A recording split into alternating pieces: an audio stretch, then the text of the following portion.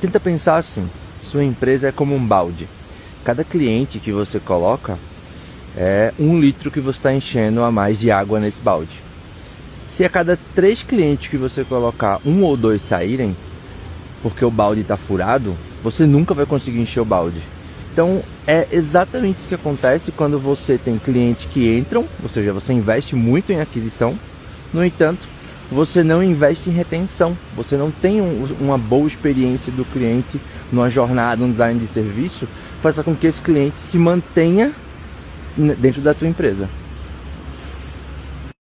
Ou seja, na prática, você consegue até aumentar sua aquisição e vender mais, mas não necessariamente você vai estar aumentando o seu faturamento. E aí isso é muito ruim, porque sua empresa não cresce. Você até se mantém, mas você demora muito mais para crescer.